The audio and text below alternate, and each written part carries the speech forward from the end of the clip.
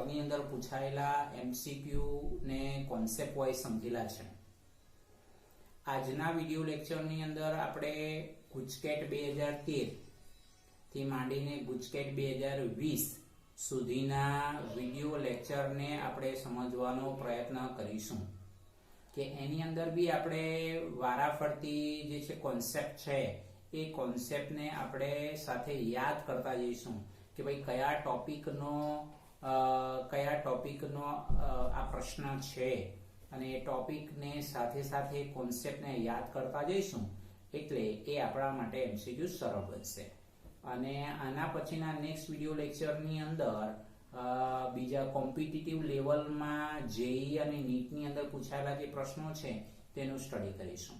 તો આજનો જે પહેલો એમસીક્યુ છે એ પહેલો એમસીક્યુ છે આપણી પાસે નિષ્ક્રિય વાયુઓના અલગીકરણ માટેની દીવાર પદ્ધતિમાં કયો અધિશોષક વપરાય છે. નિષ્ક્રિય વાયુઓના અલગીકરણ માટેની દીવાર પદ્ધતિમાં કયો અધિશોષક વપરાય છે ગુજકેટ 2013 ની અંદર પ્રશ્ન પૂછાયેલો છે. એની અંદર પહેલો ઓપ્શન છે લોખંડનો ભૂકો, બીજો છે સક્રિયકૃત ચારકોલ, ત્રીજો છે સિલિકા જેલ અને ચોથો છે એલ્યુમિના. તો વિદ્યાર્થી મિત્રો આ મુદ્દો ક્યાં આવે છે તો આપણે આ મુદ્દાને યાદ કરવું પડે. આપણો ટોપિકનું નામ છે અધિશોષણના અનુપ્રયોગો. અધિશોષણના અનુપ્રયોગો એટલે અધિશોષણના ઉપયોગો એ ટોપિકમાં આવે.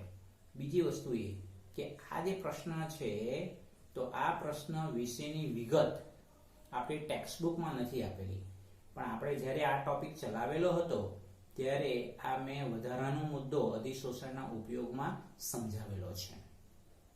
એટલે નિષ્ક્રિય વાયુ એટલે એક કરતા વધારે નિષ્ક્રિય વાયુ હોય, દાખલા તરીકે ભાઈ હિલિયમ, નિયોન અને આર્ગોન છે, તો એ નિષ્ક્રિય વાયુનું એક કરતા વધારે નિષ્ક્રિય વાયુ હોય અને એનું અલગીકરણ કરવું હોય તો એના માટે દીવાર પદ્ધતિનો ઉપયોગ થતો જોવા મળે.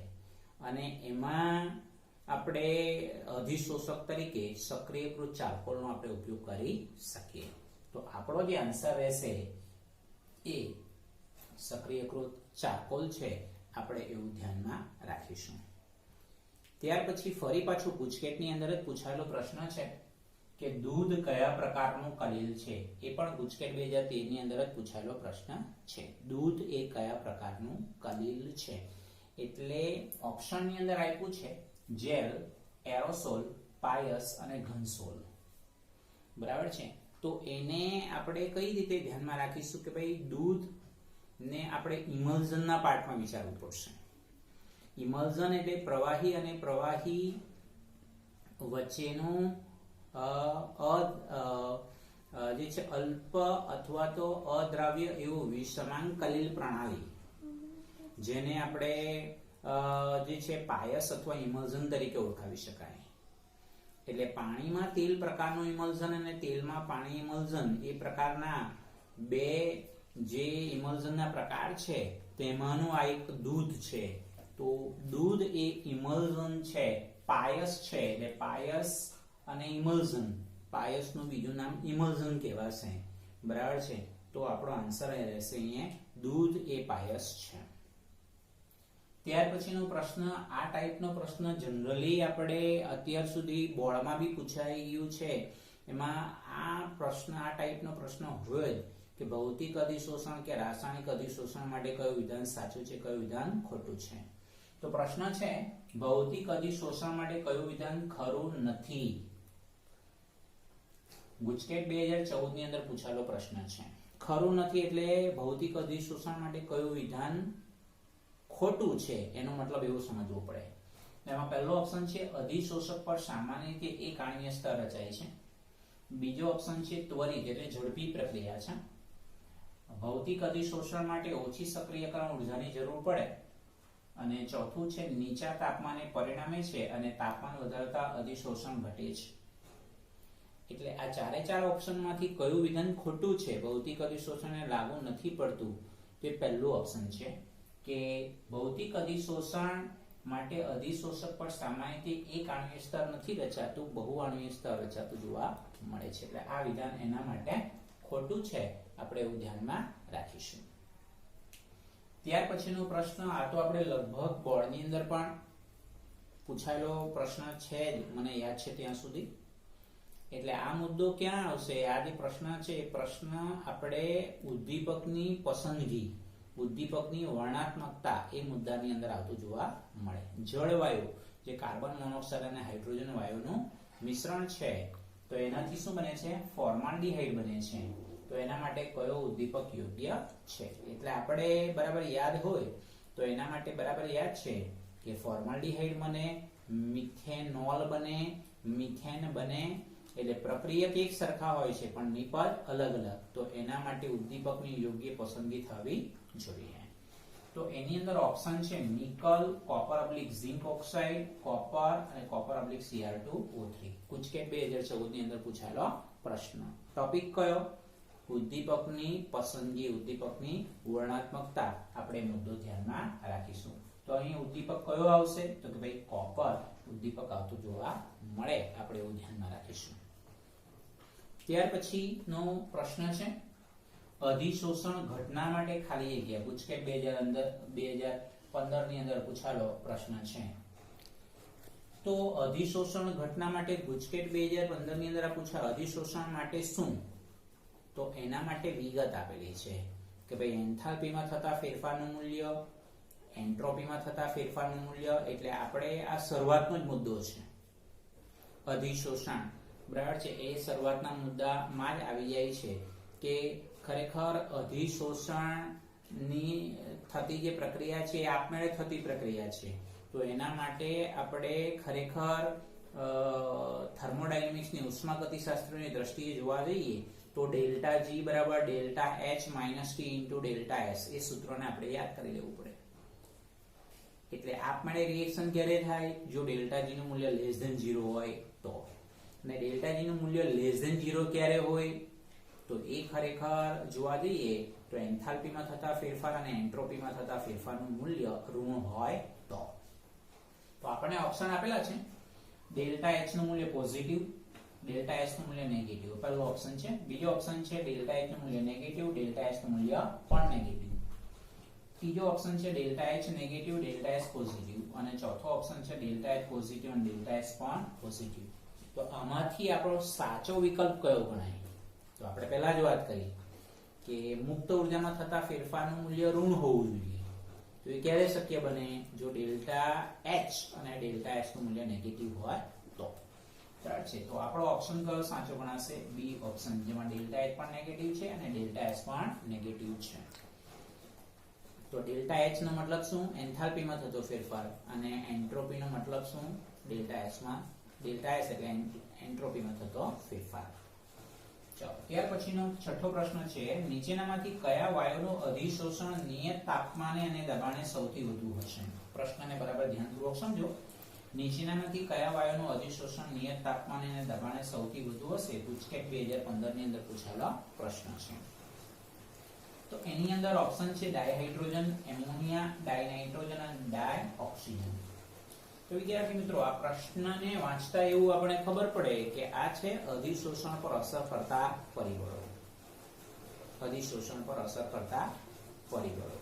તો એની અંદર અધિશોષિત થતા વાયુ કે ભાઈ જે વાયુનું ક્રાંતિક તાપમાનનું મૂલ્ય વધારે હશે એનું પ્રવાહીકરણ ઝડપથી થાય, અને પ્રવાહીકરણ ઝડપથી થાય તો એ ખરેખર એ વાયુનું અધિશોષણ ઝડપથી થતું હોય. તો અહીં પ્રશ્ન બી એવો જ છે કે કયા વાયુનું અધિશોષણ વધારે થશે? તો એ શાને આધારે નક્કી થાય? તો જે તે વાયુના ક્રાંતિક તાપમાનને આપણે ધ્યાનમાં રાખવું પડે. અને આ ટોપિક જ્યારે આપણે સમજાવેલું હતું ત્યારે ક્રાંતિક ટેમ્પરેચર, ક્રાંતિક તાપમાનનું મૂલ્ય લખીને સમજાવેલું હતું. તેમાં ડાયહાઇડ્રોજનનું અહીંયા કમ્પેરિઝનના પાર્ટમાં જ્યારે વિચારીએ છીએ ત્યારે ડાયહાઇડ્રોજનનું ક્રિટિકલ ટેમ્પરેચરનું મૂલ્ય સૌથી ઓછું, જ્યારે એમોનિયાનું ક્રિટિકલ ટેમ્પરેચર સૌથી વધારે. એટલે એનું પ્રવાહીકરણ ઝડપથી થાય એટલે એનું અધિશોષણ ઝડપથી થતું જોવા મળે. એટલે એમોનિયા એ આપણો આન્સર રહેશે. આપણે એવું ધ્યાનમાં રાખીશું. ત્યાર પછીનો પ્રશ્ન છે સલ્ફર વિલય એ કયા પ્રકારનું કલિલ છે? સલ્ફર વિલય એ કયા પ્રકારનું કલિલ છે? ગુજકેટ 2015 માં પૂછાયેલો પ્રશ્ન છે. તો વિદ્યાર્થી મિત્રો, આ ટોપિકમાં કયો આવે તો કે ભાઈ કલિલના ખરેખર પરિક્ષેપિત આપણે બરાબર યાદ હોય તો કલીલનો ટોપિક સ્ટાર્ટ કરેલો, પછી કલીલનું વર્ગીકરણ કરેલું, જેમાં પરિક્ષેપિત કલા અને પરિક્ષેપણ માધ્યમની ભૌતિક સ્થિતિને આધારે વર્ગીકરણ, જેમાં 8 કલીલના પ્રકાર સમજાવેલા હતા. અને ત્યાર પછી બીજા 2 પ્રકાર કલીલના હતા, તેમાં આ તમારી પાસે કલીલના પ્રકારનું વર્ગીકરણ આવતું જોવા મળે. તો એની અંદર પ્રશ્ન શું છે? સલ્ફર વિલય કયા પ્રકારનું કલીલ છે?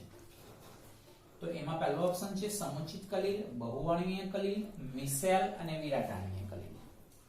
તો હવે એની અંદર બરાબર યાદ હોય ને તો સમુચિત કલીલ અને મિસેલ તો એક જ નામ કહેવાય, અથવા સમુચિત કલીલનું બીજું નામ થાય સંગુણિત કલીલ.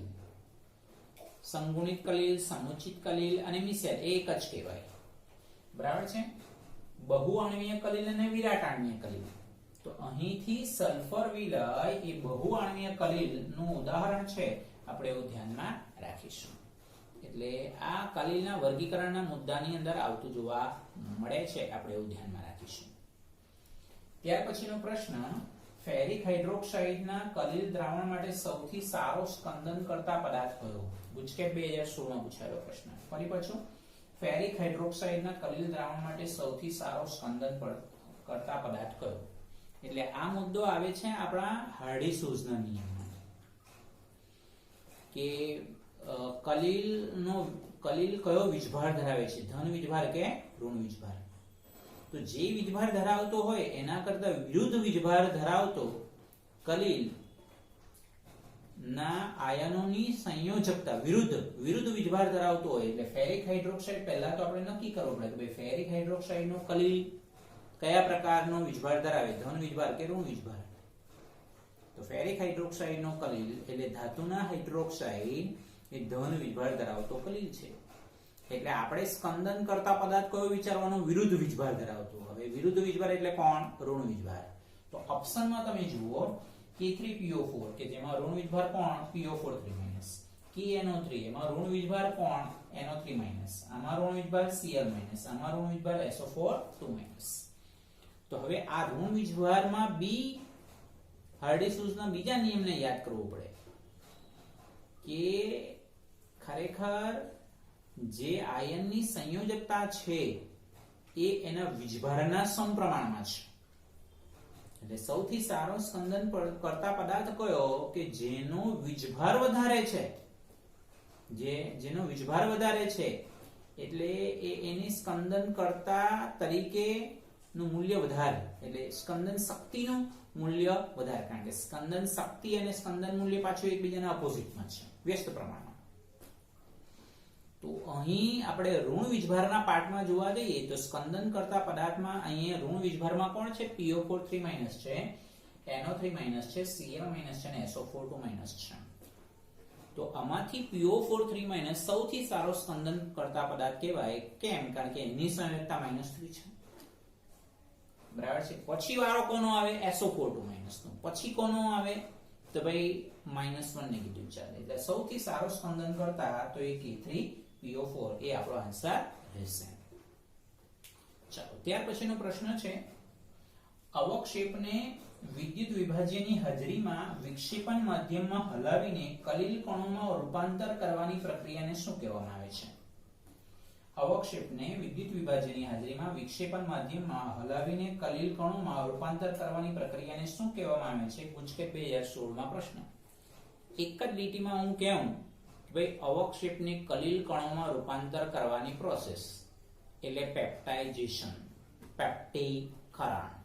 તો આપણો જે આન્સર રહેશે એ પૂર્ણન છે, સ્કંદન છે, પેપ્ટીકરણ છે અને પાઇસીકરણ છે. તો આપણો આન્સર શું રહેશે?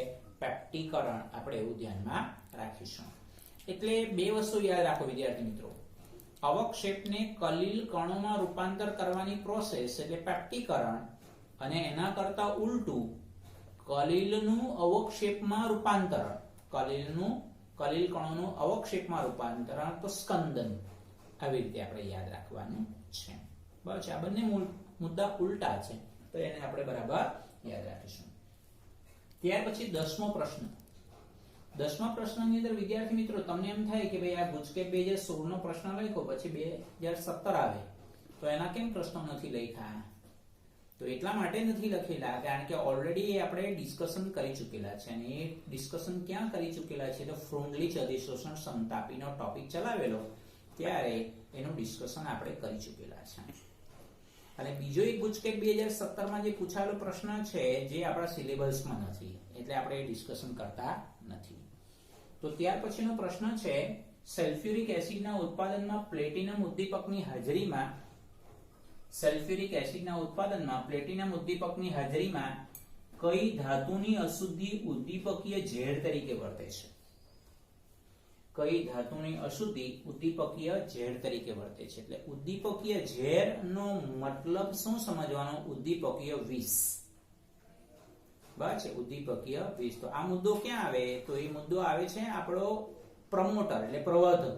જે ઉદ્દીપકની કાર્યક્ષમતા વધારે તેને પ્રમોટર કહેવાય. જેમ કે હેબર વિધિમાં લોખંડનો ભૂકો છે, તો એ ઉદ્દીપકની કાર્યક્ષમતા વધારવા માટે આપણે બીજું કયો પદાર્થ ઉમેરીએ? તો મોલિબ્ડેનમ, K2O + Al2O3. તે ઉદ્દીપકની કાર્યક્ષમતા વધારે એટલે આપણે એને શું કહીએ? પ્રમોટર, પ્રવર્ધક કહેવાય. પણ ઉદ્દીપકની કાર્યક્ષમતા ઘટાડે કોણ? તો એ ઉદ્દીપકીય વિષ. જેમ કે લોખંડ, બરાબર છે, તો અહીં જે અહીંયા પ્રશ્ન કરેલો છે કે ભાઈ પ્લેટિનમ ઉદ્દીપકની કાર્યક્ષમતા કોણ ઘટાડે? તો પ્લેટિનમની અંદર અશુદ્ધ કોપર હોય એટલા માટે. બરાબર છે. તો સલ્ફ્યુરિક એસિડના ઉત્પાદનમાં પ્લેટિનમ ઉદ્દીપકની હાજરીમાં કઈ ધાતુની અશુદ્ધિ ઉદ્દીપકીય ઝેર તરીકે વર્તે છે? તો એ કોપર, જેને આપણે ઉદ્દીપકીય વિષ તરીકે આપણે એને ઓળખાવી શકાય. એટલે આપણો આન્સર આવશે કોપર. ત્યાર પછીનો જે પ્રશ્ન છે વિદ્યાર્થી મિત્રો, ઉદ્દીપકના સંદર્ભમાં કયું વિધાન અયોગ્ય છે? ઉદ્દીપકના સંદર્ભમાં કયું વિધાન અયોગ્ય છે? મતલબ કયું વિધાન ખોટું છે? એ પણ 2018 ની અંદર પૂછાયેલો પ્રશ્ન છે. તો ઉદ્દીપકના ઉપયોગથી પહેલો ઓપ્શન છે, ઉદ્દીપકના ઉપયોગથી સંતુલન અચળાંક પર કોઈ અસર થતી નથી. ઉદ્દીપકના ઉપયોગથી સંતુલન અચળાંક ઉપર કોઈ અસર થતી નથી એ વિધાન સાચું છે, ઉદ્દીપકને લાગુ પડે છે. ઉદ્દીપક એ પ્રક્રિયાના મુક્ત ઉર્જાના ફેરફારમાં વધારો કરે. મુક્ત ઉર્જાના ફેરફારમાં વધારો કરે એટલે ડેલ્ટા જી નું મૂલ્ય <0 ના પાર્ટમાં આવશે. ઉદ્દીપક પ્રક્રિયાની સક્રિય ઉર્જામાં ઘટાડો કરે. બરાબર છે, સક્રિયકરણ ઉર્જામાં ઘટાડો કરે એટલે સક્રિયકરણ ઉર્જામાં ઘટે એટલે પ્રક્રિયા વેગ વધે, જે ઉદ્દીપકનું કાર્ય છે. એટલે ત્રણે વિધાન તમારા સાચા છે. ઉદ્દીપકના ઉપયોગથી ઓછા સમયમાં નિપજનું પ્રમાણ વધે છે. બરાબર છે, ઉદ્દીપકના સમયમાં તેના ઉપયોગથી ઓછા સમયમાં નિપજનું પ્રમાણ વધે છે. હા, એ વસ્તુ નક્કી છે કે ઉદ્દીપક એ ઓછા સમયમાં રિએક્શનને કમ્પ્લીટ કરી આપે, પણ એને નિપજના પ્રમાણ સાથે કોઈ લેવા દેવા નથી. ધ્યાનમાં રાખો, ઉદ્દીપકને કારણે નિપજનું પ્રમાણ વધે છે એવું નથી હોતું. હા, ઓછા સમયમાં રિએક્શનને કમ્પ્લીટ કરી આપે. એટલે જે ચોથો ઓપ્શન છે તેના ઉપયોગથી ઓછા સમયમાં નિપજનું પ્રમાણ વધે છે એ વિધાન ઉદ્દીપકને માટે અયોગ્ય કહેવાય. આપણે એવું ધ્યાનમાં રાખીશું. એટલે આપણો આન્સર ડી ઓપ્શન રહેશે. આપણે એવું ધ્યાનમાં રાખીશું. બરાબર છે. ત્યાર પછીનો પ્રશ્ન છે, ફેરિક હાઇડ્રોક્સાઇડના કલીલ દ્રાવણને વૈદ્યુત કણ સંચાલનમાં ભરવામાં આવેલા કલીલ કણો. એ પણ ગુજકેટ 2018 માં પૂછાયેલો પ્રશ્ન છે. ફેરિક હાઇડ્રોક્સાઇડના કલીલ દ્રાવણને વૈદ્યુત કણ સંચાલનમાં ભરવામાં આવેલા કલીલ કણો. હવે વૈદ્યુત કણ સંચાલન એટલે આપણે એના બીજા બે નામ આપેલા, યાદ હોય તો ઇલેક્ટ્રોફોરેસિસ, કેટાફોરેસિસ. એટલે વૈદ્યુત કણ સંચાલનનો મતલબ શું કે ભાઈ એક પાત્ર હોય અને એ પાત્રની અંદર બે વિદ્યુત ધ્રુવને ગોઠવવામાં આવે ને વિદ્યુત પરિપથ પૂર્ણ કરવામાં આવે અને એની અંદર કલીલમય સોલ ભરવામાં આવે. બે વિદ્યુત ધ્રુવ તે કયા? એનોડ અને કેથોડ. તો એનોડનો વીજભાર કયો? પોઝિટિવલી ચાર્જ, અને કેથોડનો વીજભાર કયો? Negatively charge.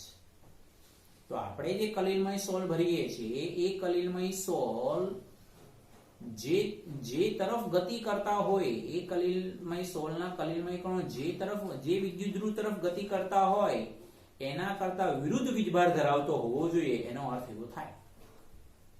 તો જનરલી આપણે કલીલ કણોના વીજભારના ટોપિકમાં શીખેલા છે કે ભાઈ ધાતુના હાઇડ્રોક્સાઇડ એ ધન વીજભાર ધરાવે.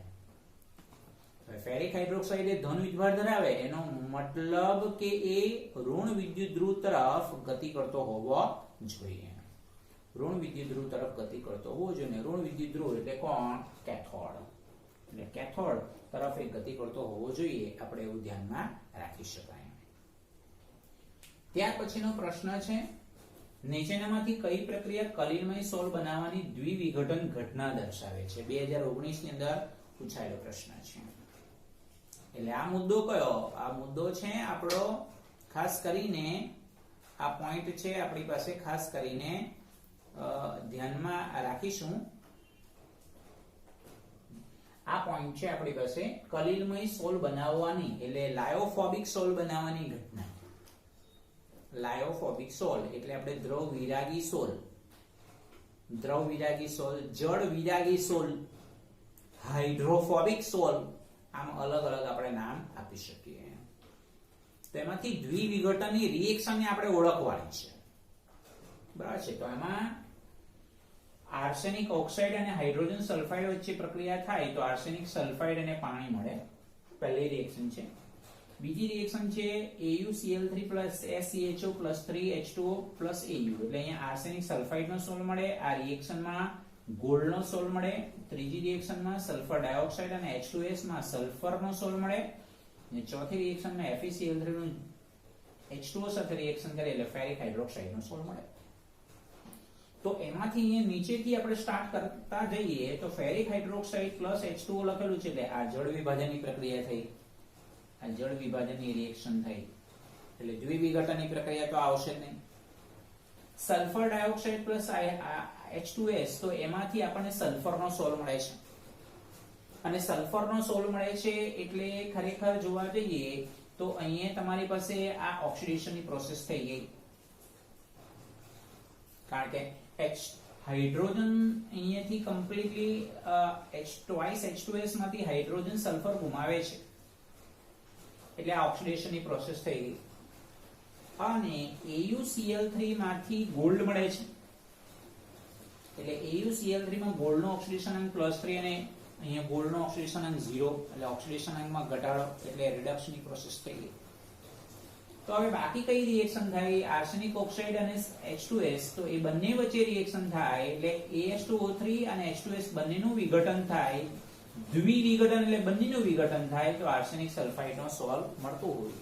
એટલે આપણો આન્સર દ્વિવિઘટન એટલે એ રિએક્શન આવશે, એ ઓપ્શન આપણને મળશે, આપણે એવું ધ્યાનમાં રાખી શકાય. ત્યાર પછી નો પ્રશ્ન છે, વિદ્યુત વિભાજનના ઉમેરણથી કલીલ કણોનું સમુચ્ચય બની જવું અને અદ્રાવ્ય અવક્ષેપ રૂપે બનવું તેને ખાલી જગ્યા કહે છે. 2019 ની અંદર પૂછાયેલો પ્રશ્ન જો ફરી પાછું એકદમ ટૂંકમાં. વિદ્યુત વિભાજનના ઉમેરણથી કલીલ કણોનું સમુચ્ચય બની જવું અને અદ્રાવ્ય અવક્ષેપ રૂપે બનવું તેને ખાલી જગ્યા કહે છે. એટલે મેં તમને અગાઉ વાત કરી એના કરતા ઉલટી પ્રોસિજર થઈ ગઈ. એટલે અહીંયા આપણે જે એક સ્પષ્ટતા કરી કે ભાઈ ખરેખર અવક્ષેપનું કલીલ કણોમાં રૂપાંતર એટલે પેપ્ટાઇઝેશનની પ્રોસિજર થઈ ગઈ. તો અહીં શું છે?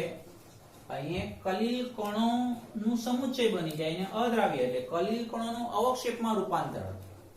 કલીલ કણોનું અવક્ષેપમાં રૂપાંતરણ એનો મતલબ કે સ્કંદનની પ્રક્રિયા થઈ ગયેલી જોવા મળે, આપણે એવું ધ્યાનમાં રાખી શકાય. એટલે આપણી પાસે છે ઓપ્શન પૂર્ણન, વિપાયશીકરણ, સ્કંદન અને મિસેલ. તો એમાંથી આપણો આન્સર કયો આવશે? સ્કંદન છે, આપણે એવું ધ્યાનમાં રાખીશું. એટલે બે અલગ અલગ મુદ્દાઓને આપણે યાદ રાખવાનું છે.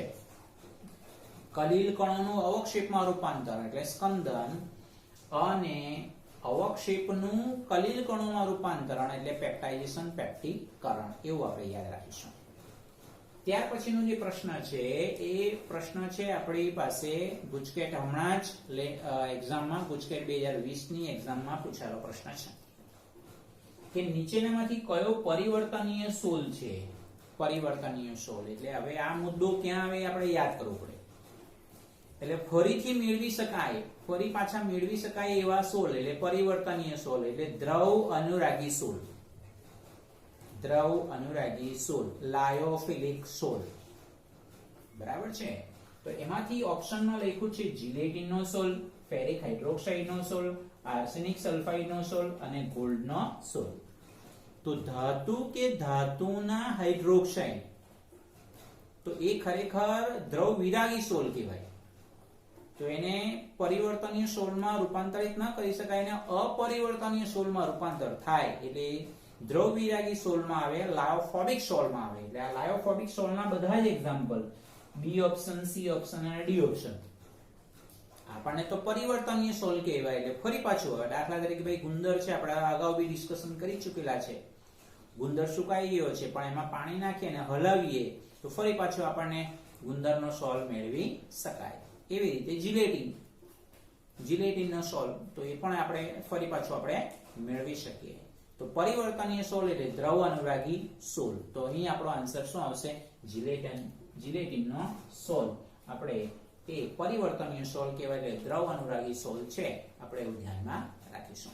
તો વિદ્યાર્થી મિત્રો, આજના આ લેક્ચરની અંદર ખરેખર આપણે અત્યાર સુધી ગુજકેટની અંદર પૂછાઈ ચૂકેલા જે પ્રશ્નો છે એની આપણે સમજૂતી ડિટેલમાં આપેલી છે.